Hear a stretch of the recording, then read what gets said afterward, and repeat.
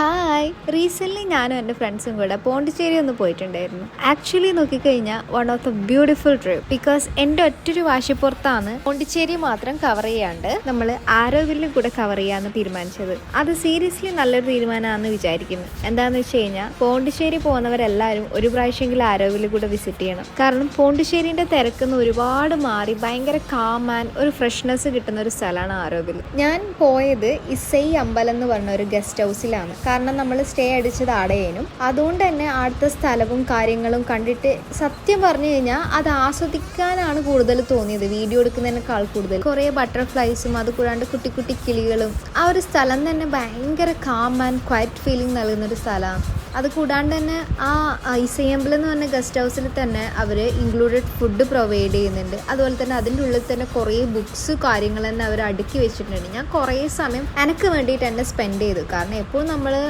റഷായിട്ടുള്ള ഒരു സ്ഥലത്തിൽ റഷായിട്ടുള്ള പീപ്പിൾസിൻ്റെ കൂടെ ആയിരിക്കും ഉണ്ടാകുന്നത്.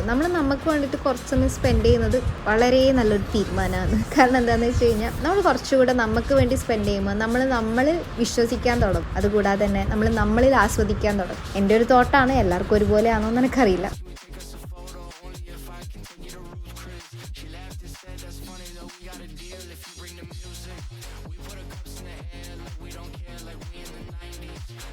ഞാനും പീസ്ഫുള്ളായിട്ട് അനക്കന്നെ വേണ്ടി കുറച്ച് സമയം സ്പെൻഡ് ചെയ്ത് അന്നത്തെ ദിവസം ആരോവില്ല് കഴിഞ്ഞിട്ട് നമ്മൾ ഡയറക്റ്റ് പോണ്ടിച്ചേരിയിലേക്കാണ് എൻ്റർ ആയത്. പോണ്ടിച്ചേരിയിലേക്ക് മെയിനായിട്ട് എല്ലാവരും പോകുന്നത് തന്നെ കുറച്ച് ഫോട്ടോസ് എടുക്കാനാണ്. അതുപോലെ തന്നെ നമ്മളും പോണ്ടിച്ചേരിയിലേക്ക് ട്രിപ്പ് പ്ലാൻ പോയതും നമ്മൾ അധികവും പോണ്ടിച്ചേരി പോകുന്നതാണ്. ബിക്കോസ് ഞാൻ ചെന്നൈയിലാണ് വർക്ക് ചെയ്യുന്നത്. അപ്പോൾ Chennai to Pondicherry maximum 3 hours മാത്രമേ ഉള്ളൂ. അതുകൊണ്ട് പോയിട്ട് വേഗം വരാവുന്നതേ ഉള്ളൂ. അതുപോലെ നമ്മൾ പോയ ട്രിപ്പാണിത്. നടന്ന് ഇരുന്നെല്ലാം കുറേ ഫോട്ടോസ് എടുത്തപ്പോഴേക്ക് നമ്മൾ പിന്നെ പോയത് ഡയറക്റ്റ് ബീച്ചിലേക്കാണ്. അവിടെ കുറേ ബീച്ചസ് ഉണ്ട്.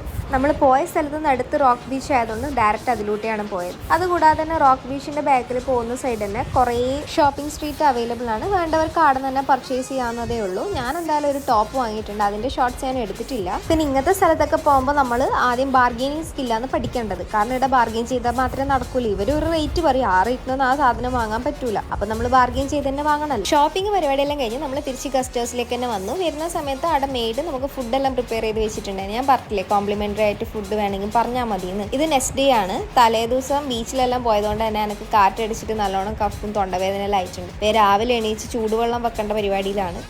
അല്ലെങ്കിൽ അത് അങ്ങനെ എവിടെയെങ്കിലും പോകുമ്പോൾ എന്തെങ്കിലും ആയിട്ട് വരും എനിക്ക്. അങ്ങനെ ഓൾമോസ്റ്റ് അന്നത്തെ ദിവസം ഡണ്ണായി. പിന്നെ നമ്മളെല്ലാവരും പാക്ക് ചെയ്ത് തിരിച്ച് നാട്ടിലേക്ക് തന്നെ പോയി. അപ്പോൾ ഇത്രയേ ഉള്ളൂ. അപ്പോൾ എങ്ങനെ നെക്സ്റ്റ് വീഡിയോ കാണുന്നവരെ കീടല്ലേ.